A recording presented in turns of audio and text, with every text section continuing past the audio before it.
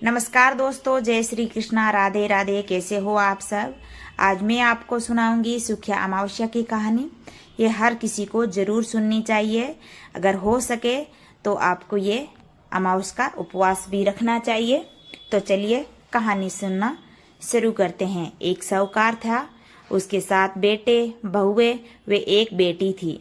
उसके घर में एक जोगी रोजाना भिक्षा लेने के लिए आता था। जब बहुए भिक्षा देती तो वह आराम से ले लेता और कुछ भी नहीं बोलता, और जब बेटी लेती तो वह बोलता, बेटी के जिंदगी में दुख लिखा है, बेटी के भाग्य में दुख लिखा है। हमेशा वो एक ही बात बोलता। यह सुन सुनकर बेटी दुबली पतली होने लगी।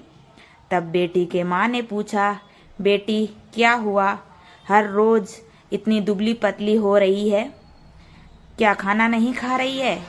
बेटी ने माँ को जोगी वाली पूरी बात बताई। दूसरे दिन माँ ने छुपकर जोगी की बात ध्यान से सुनी और जोगी के पांव पकड़ लिए और कहा कि आप ही कुछ इसका उपाय बता सकते हो कि मेरी बेटी के भाग्य में क्या लिखा है, इसका उपाय बताओ। तब जोगी ने कहा कि 7 समुंदर पार एक सोमा धोबन रहती है। वह प्रत्येक माह सुख्या अमावस्या का व्रत करती है। यदि वह इसका फल इसको दे दे तो इसके भाग्य में लिखे दुख टल जाएंगे। उसकी माँ सोमा धोबन की तलाश में 7 समुंदर पार सोमा धोबन को ढूंढने चली गई। रास्ते में पीपल के पेड़ के नीचे विश्राम करने लगी तो देखा एक सांप गरुड़ पक्षी के बच्चों को खाने वाला ही था, तो उसने सांप को मार दिया। इतने में गरुड़ पक्षी का जोड़ा उड़ता हुआ आया और लड़की की माँ को चोंच मारने लगा। तो उसने कहा, मैं गुनहगार नहीं हूँ, मैंने तो तेरे बच्चों को बचाया है, तेरा गुनहगार तो यहाँ पे मरा पड़ा है। गरुड़ बहुत ज्यादा खुश हो गया और बोला, तुमने मेरे बच्चों की जान बचाई है, अब जो मांगना है सो मांग। लड़की की माँ बोली, मुझे 7 समुंदर पार पहुंचा दो। तो गरुड़ ने उसे सोमा धोबन के घर के पास उसको छोड़ दिया।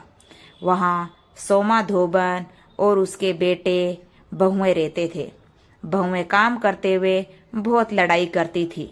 सोमा धोबन को खुश करने के लिए लड़की की माँ सारा काम सबके उठने से पहले कर देती। सब सोचने लगे कि ये काम कौन करता है। सोमा धोबन ने सोचा, सारा काम कौन सी बहू करती है, ये तो मुझे देखना पड़ेगा। एक दिन चुपचाप आंख बंद करके सोमा धोबन सोने का नाटक करने लगी। एक औरत आई और सारा घर का काम करके जाने लगी। सोमा धोबन ने उसको रोककर पूछा, तू किस स्वार्थ में सारे घर का काम करती है। साहूकारनी बोली, मेरी बेटी को आप अपना सुख्या अमावस्या का पुण्य दे दे, और सारी बात बताई। सोमा धोबन देने के लिए तैयार हो गई। अपने घर वालों को बोल दिया कि मेरे आने तक किसी को भी घर के बाहर न जाने देना। साहूकारनी के साथ सोमा धोबन उसके घर आ गई। घर में साहूकारनी की बेटी के ब्याह की तैयारियां चल रही थी। दूल्हा दुल्हन फेरे में बैठे। दूल्हा के पास सोमा धोबन बैठी। मिट्टी की हांडी में कच्चा दूध कच्चा सूत लेकर बैठी। इतने में दूल्हे को डसने के लिए सांप आया। सोमा धोबन ने उसे हांडी में डाला और कच्चे सूत से हांडी बांध दी। तो ब्राह्मण ने बोला, दूल्हा तो सांप के डर की वजह से मर गया है। तो सोमा धोबन को बोले कि आप इसे जीवन दान दो। सोमा धोबन ने उसके ऊपर कच्चे दूध के छींटे दिए और कहा, आज तक जितनी सुख्या अमावस्या की उसका पूरा पुण्य साहूकार की बेटी को लगना, और जो सुखिया अमावस्या करूं उसका पुण्य साहूकार की बेटी को लगना, और आगे जो सुखिया अमावस्या करूं उसका फल मेरे पति को लगना। इतना बोलते ही दूल्हा उठ गया। काम पूरा हुआ और वे अपने घर जाने लगी। तो साहूकारनी बोली, मैं आपको क्या दूं। तब सोमा धोबन बोली, मुझे क्या चाहिए, बस एक मिट्टी की हांडी दे दो। रास्ते में सुख्या अमावस्या आई।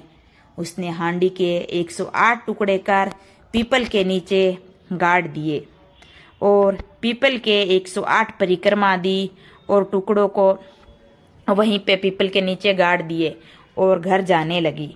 घर आई तो उसका पति मरा पड़ा था। उसने पति पर सुहाग का छींटा दिया और कहा, मेरी सुखिया अमावस्या का फल मेरे पति को मिले। ऐसा कहते ही उसका पति जीवित हो गया। एक ब्राह्मण आया और बोला, सुखिया अमावस्या का जो किया वो दान दे दो। सोमा धोबन बोली, रास्ते में अमावस्या आई, कुछ नहीं कर पाई थी मैं, और जो किया वो पीपल के नीचे गाड़ दिया।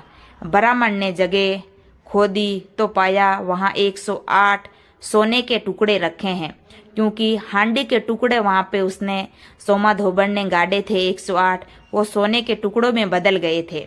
इकट्ठे करके ब्राह्मण उसे घर ले आया और सोमा धोबन से बोला, इतना धर्म किया और कहती है कुछ नहीं किया। सोमा धोबन बोली, यह सब तुम्हारे भाग का है, आप ले आओ। ब्राह्मण बोला, मेरा तो चौथा हिस्सा ही है, बाकी 3 हिस्सा आपकी इच्छा हो उसको दे देना। सोमा धोबन ने पाठशाला, प्याऊ, धर्मशाला, कुएं, बावड़िया बहुत कुछ धर्म के नाम में दे दिए।